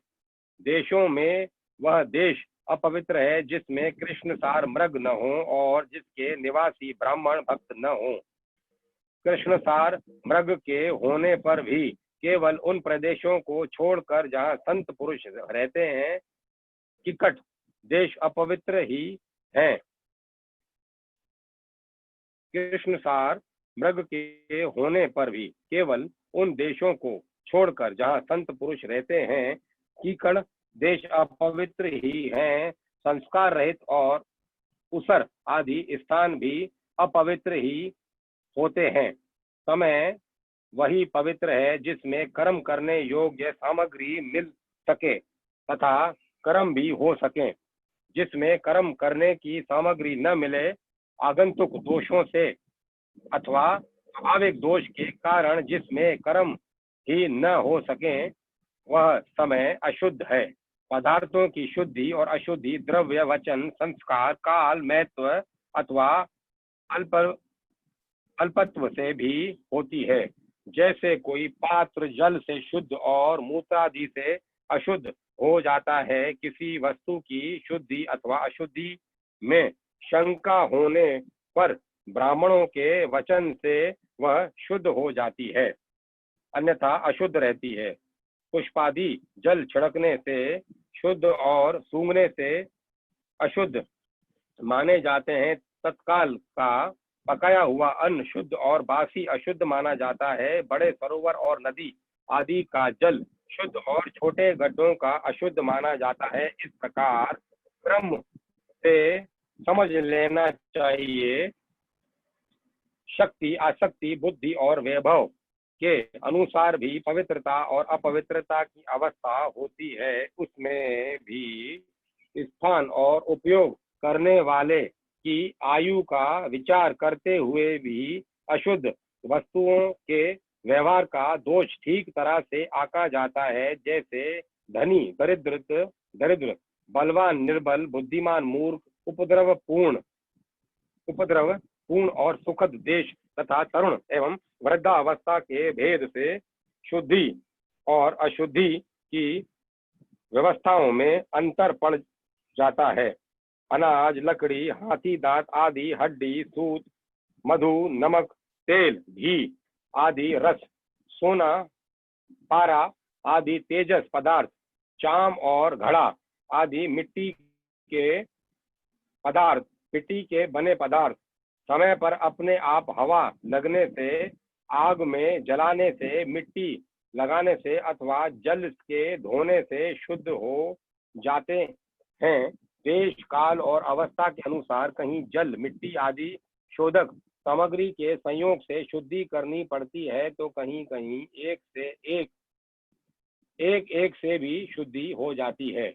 यदि किसी वस्तु में कोई अशुद्ध पदार्थ लग गया हो तो छीलने से या मिट्टी आदि मलने से जब उस पदार्थ की गंध और लेप न रहे और वह वस्तु अपने पूर्व रूप में आ जाए, तब उसको शुद्ध समझना चाहिए। स्नान, दान, तपस्या, वै सामर्थ्य, संस्कार, कर्म और मेरे स्मरण से चित्त की शुद्धि होती है। इसके द्वारा शुद्ध होकर ब्राह्मण, क्षत्रिय और वैश्य को विहित कर्मों का आचरण करना चाहिए। गुरुमुख से सुनकर भली भांति हृदयंगम कर लेने से, मंत्र की और मुझे समर्पित कर देने से कर्म की शुद्धि होती है। उद्धव जी, इस प्रकार देश, काल, पदार्थ, कर्ता, मंत्र और कर्म, इन छहों के शुद्ध होने से धर्म और अशुद्ध होने से अधर्म होता है। कहीं कहीं शास्त्र विधि से गुण दोष हो जाता है और दोष गुण, जैसे ब्राह्मण के लिए संध्या वंदना, गायत्री जप आदि गुण है, परंतु शूद्र के लिए दोष है और दूध आदि का व्यापार वैश्य के लिए विहित है परंतु ब्राह्मण के लिए अत्यंत विशुद्ध है, निषिद्ध, अत्यंत निषिद्ध है। एक ही वस्तु के विषय में किसी के लिए गुण और किसी के लिए दोष का विधान गुण और दोषों की वास्तविकता का खंडन कर देता है, और इससे यह निश्चय होता है कि गुण दोष का यह भेद कल्पित है। जो लोग पतित हैं और वे पतितों का सा आचरण करते हैं और उन्हें पाप नहीं लगता, जबकि श्रेष्ठ पुरुषों के लिए वह सर्वथा त्याज्य होता है। जैसे गृहस्थों के लिए स्वाभाविक होने के कारण अपनी पत्नी का संग पाप नहीं है, परंतु सन्यासी के लिए घोर पाप है। उद्धव जी, बात तो यह है कि जो नीचे सोया हुआ है वह गिरेगा कहाँ। वैसे ही जो पहले से ही पतित है उसका अब और पतन क्या होगा। जिन जिन दोषों और गुणों से मनुष्य का चित्त कुप्रत हो जाता है, उन्हीं वस्तुओं के बंधन से वह मुक्त हो जाता है। मनुष्य के लिए यह निवृत्ति रूप धर्म ही परम कल्याण का साधन है, क्योंकि यही शोक, मोह और भय को मिटाने वाला है। उद्धव जी, विषयों में कहीं भी गुणों का आरोप करने से उस वस्तु के प्रति आसक्ति हो जाती है। आसक्ति होने से उसे अपने पास रखने की कामना हो जाती है, और उस कामना की पूर्ति में किसी प्रकार की बाधा पड़ने पर लोगों में परस्पर कलह होने लगता है। कलह से असंग क्रोध की उत्पत्ति होती है, और क्रोध के समय अपने हित अहित का बोध नहीं रहता, अज्ञान छा जाता है। इस अज्ञान से शीघ्र ही मनुष्य की कार्य का निर्णय करने वाली व्यापक चेतना शक्ति लुप्त हो जाती है। साधो चेतना शक्ति अर्थात स्मृति के लुप्त हो जाने पर मनुष्य में मनुष्यता नहीं रह जाती, पशुता आ जाती है, और वह शून्य के समान अस्तित्वहीन हो जाता है। अब उसकी अवस्था में वैसी ही हो जाती है जैसे कोई मूर्छित या मुर्दा हो। ऐसी स्थिति में न तो उसका स्वार्थ बनता है और न तो परमार्थ। विषयों का चिंतन करते करते वह विषय रूप हो जाता है। उसी का जीवन वृक्षों के समान जड़ हो जाता है। उसके शरीर में उसी प्रकार व्यर्थ श्वास चलता रहता है जैसे लोहार की धोकनी की हवा। उसे न अपना ज्ञान रहता है और न किसी दूसरे का।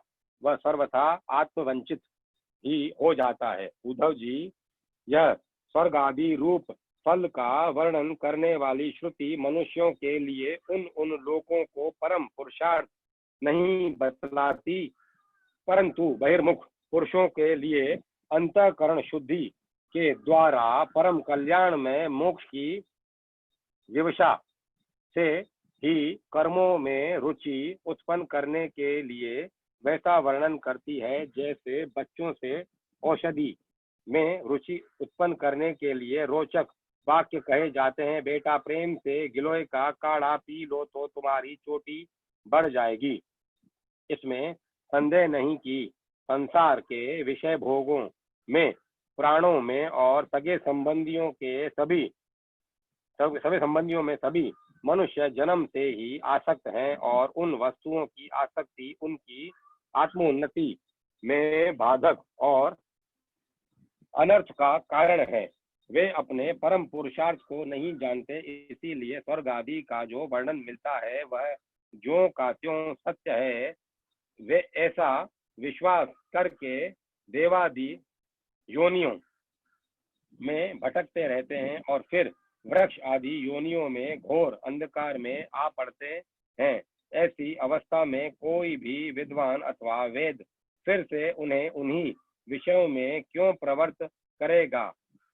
दुर्बुद्धि लोग कर्मवादी वेदों का यह अभिप्राय न समझकर कर्मासक्तिवश पुष्पों के समान स्वर्ग आदि लोकों का वर्णन देखते हैं। और उन्हीं को परम फल मानकर भटक जाते हैं, परंतु वेद वक्ता लोग श्रुतियों का ऐसा तात्पर्य नहीं बतलाते। विषय वासनाओं में फंसे हुए दीनहीन लोभी पुरुष रंग बिरंगे पुष्पों के समान स्वर्ग आदि लोगों को ही सब कुछ समझ बैठते हैं। अग्नि के द्वारा सिद्ध होने वाले यज्ञ याज्ञादि कर्मों में ही मुग्ध हो जाते हैं। उन्हें अंत में देवलोक पितृलोक आदि की ही प्राप्ति होती है। दूसरी ओर भटक जाने के कारण उन्हें अपने नित्यधाम आत्मपद का पता ही नहीं लगता। प्यारे उद्धव, उनके पास साधना है तो केवल कर्म की और उसका कोई फल है तो इंद्रियों की तृप्ति। उनकी आंखें धुंधली हो गई हैं, इसी से वे यह बात नहीं जानते कि जिससे इस जगत की उत्पत्ति हुई है, जो स्वयं इस जगत के रूप में है, वह परमात्मा में उनके हृदय में ही है। यदि हिंसा और उसके फल मांस भक्षण में राग ही हो, उसका त्याग न किया जा सकता है तो यज्ञ में ही करे। यह परिसंख्य विधि है, स्वाभाविक प्रवृत्ति का संकोच है। संध्या वंदन आदि के समान अपूर्व विधि नहीं है। संध्या वंदना आदि के समान अपूर्व विधि नहीं है। इस प्रकार मेरे परोक्ष अभिप्राय को न जानकर विषय लोलुप पुरुष हिंसा का खिलवाड़ खेलते हैं और दुष्टावश अपनी इंद्रियों की तृप्ति के लिए वध किए हुए पशुओं के मांस से यज्ञ करके देवता पितर तथा भूतपतियों के यजन का ढोंग करते हैं। उद्धव जी, स्वर्ग आदि परलोक के दृश्यों के समान है, वास्तव में वे असत हैं। केवल उनकी बातें सुनने से बहुत मीठी लगती हैं। सकाम पुरुष वहां के भोगों के लिए मन ही मन अनेकों प्रकार के संकल्प कर लेते हैं, और जैसे व्यापारी अधिक लाभ की आशा से मूलधन को भी खो बैठता है, वैसे ही वे सकाम यज्ञों द्वारा अपने धन का नाश करते हैं। वे स्वयं रजोगुण सतोगुण और तमोगुण में स्थित रहते हैं, और रजोगुणी सतोगुणी और तमोगुणी इंद्र आदि देवताओं की उपासना करते हैं। वे उन्हीं सामग्रियों से उतने ही परिश्रम से मेरी पूजा नहीं करते। वे जब इस प्रकार की पुष्पिता वाणी रंग बिरंगी मीठी मीठी बातें सुनते हैं कि हम लोग इस लोक में यज्ञों के द्वारा देवताओं का यजन करके स्वर्ग में जाएंगे और वहां दिव्य आनंद भोगेंगे, इसके बाद जब फिर हमारा जन्म होगा तब हम बड़े कुलीन परिवार में पैदा होंगे, हमारे बड़े बड़े महल होंगे और हमारा कुटुंब बहुत सुखी और बहुत बड़ा होगा। तब उनका चित्त शुद्ध हो जाता है और उन हेकड़ी जताने वाले घमंडियों को मेरी संबंध की बातचीत भी अच्छी नहीं लगती। उद्धव जी, वेदों में 3 कांड हैं, कर्म, उपासना और ज्ञान। ये तीनों कांडों के द्वारा प्रतिपादित विषय है ब्रह्म और आत्मा की एकता। सभी मंत्र और मंत्र दृष्टा ऋषि इस विषय को खोल कर नहीं गुप्त भाव से बतलाते हैं, और मुझे भी इस बात को गुप्त रूप से कहना ही अभिष्ट है, क्योंकि सब लोग इसके अधिकारी नहीं हैं। अंतःकरण शुद्ध होने पर ही यह बात समझ में आती है। वेदों का नाम है शब्द ब्रह्म, वे मेरी मूर्ति है, इसी से उनका रहस्य समझना अत्यंत कठिन है।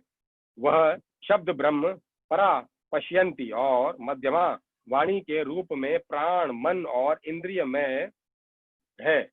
समुद्र के समान सीमा रहित और गहरा है, उसकी था लगाना अत्यंत कठिन है। उसी से जैमिनी आदि बड़े बड़े विद्वान भी उसके तात्पर्य का ठीक ठीक निर्णय नहीं कर पाते। उद्धव जी, मैं अनंत शक्ति संपन्न एवं स्वयं अनंत ब्रह्म हूँ। मैंने ही वेदवाणी का विस्तार किया है। जैसे कमल नाल में पाताल सा सूत होता, पतला सा सूत होता है, वैसे ही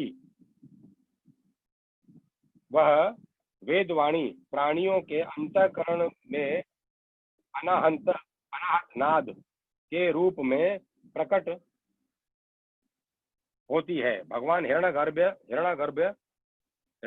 और स्वयं वेद मूर्ति एवं अमृतमय है। उनकी उपाधि है प्राण और स्वयं अनाहत शब्द के द्वारा ही उनकी अभिव्यक्ति हुई है। जैसे मकड़ी अपने हृदय से मुख द्वारा जाला उगलती और फिर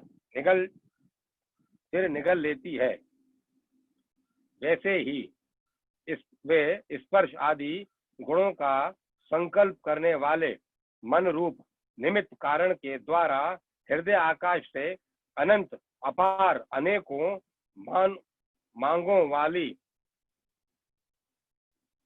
रेखरी रूप वेदवाणी को स्वयं ही प्रकट करते हैं और फिर उसे अपने में लीन कर लेते हैं।